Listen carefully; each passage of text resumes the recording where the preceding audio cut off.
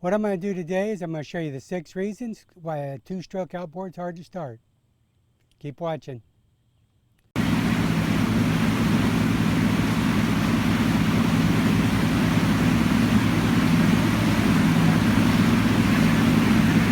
I've had a lot of other boaters ask me questions like, I've went through my carburetor, I've checked the compression, got good spark, but it is still hard to start, don't want to start. What else could it be? Well, I'm going to show you the 6 other things to check that makes what it could be. I'm not a mechanic, I just like working on outboards and stuff, so I'm going to just share what knowledge I have. So I just want to keep that up front right with you. Once you've went through the carburetor and everything, you think, wow, what could it be? I've already went through this carburetor, every single thing I could possibly think of. I've done it twice. I've heard that. I've done it myself. But the main thing is when you check the compression, you're checking the compression on top of the cylinders. You're not checking your primary compression inside the crankcase.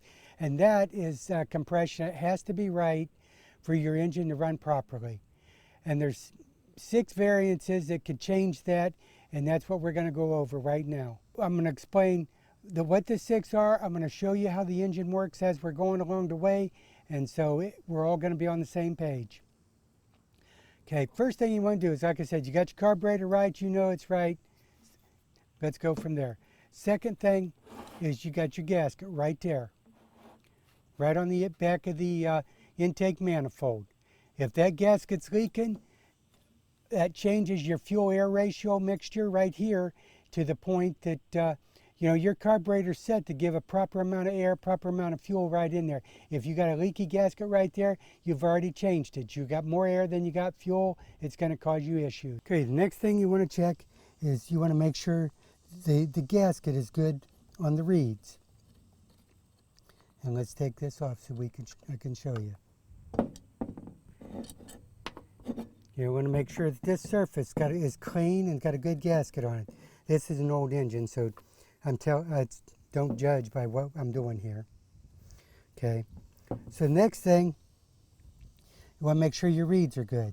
Now this reed plate has got a broken reed on it, but see these reeds, they push open a little bit. You wouldn't do this on an engine on reeds that was good.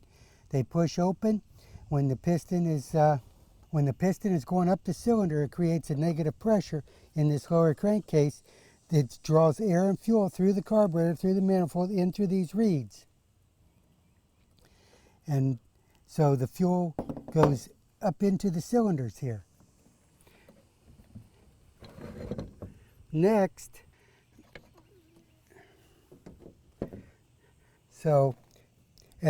let me show you how this works.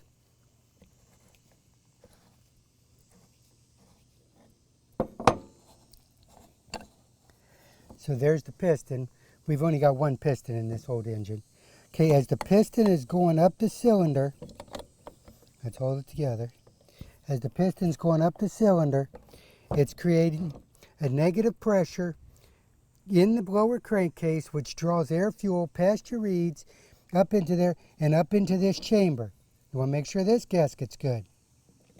So by the time the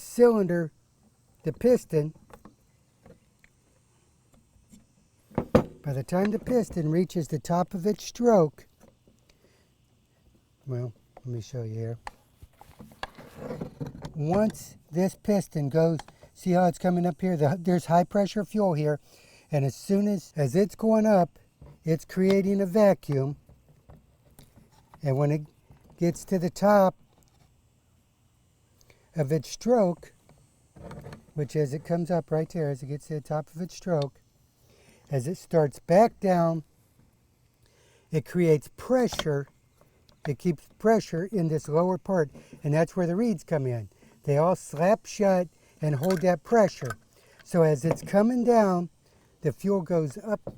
The fuel that's in here it's blocked. It can't go nowhere, so there's holes right here. The fuel comes up into here, and it's under high pressure. And as that piston comes down, as soon as it opens that fuel rushes in there. And then as it goes back up, and the spark plug sparks, and it goes back down, and it just continuously repeats the process. So as it's going up, creates a low pressure here, draws fuel in. As it comes down, it creates a high pressure here, fuel runs around up through the side of the block into here.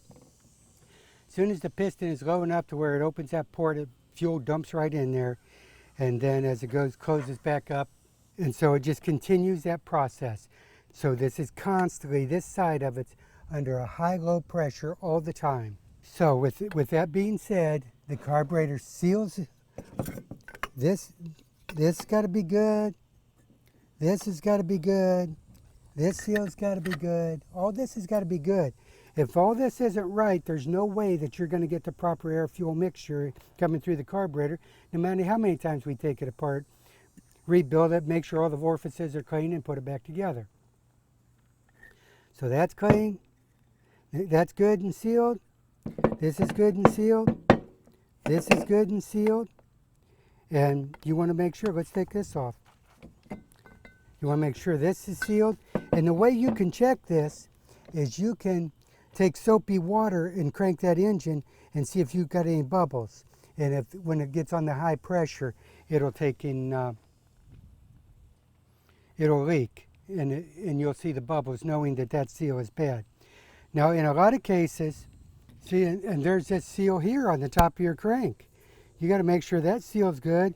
There's one on the bottom. I don't have it on here, but you know, and I've seen on where people have changed these without taking the engine apart. They've poked a hole. Now this seal is so small, it would be hard to run a little screw on each side or something and pry that out. But anyhow, I've seen people do that. But another thing you don't want to forget about is you don't want to forget about your fuel pump. You know, it's got a gasket under there too, and it goes into that high-low pressure in the crankcase. Right through there. That hole's right there. So I mean, you know, it's got, so you can leak there. There's a lot of places that this can leak. So your 6 places are head gasket. Make sure that head gasket's good. We want to make sure that head gasket is in there and it's good and everything's working. We want to make sure that the spark plug threads are good. Make sure make sure the spark plug threads are good. You know, right there. You could be losing compression there. Even though you got good compression on your pistons, if your spark plug or head gaskets, your spark plugs are bad, because normally you take spark plug out when you're checking your compression. So you want to make sure that's good. And you make sure all your joints on all your cylinders are good. You know, that base joint, make sure that carburetor mounting flange is good right there. Make sure all that's good. And then, like I said, you got your gasket there, you got your reed gasket. Then you got your intake gasket here. Just like that. And then you got your carburetor on there too. So I mean, you got a lot of places for it to leak. All right, well, I hope this helped you.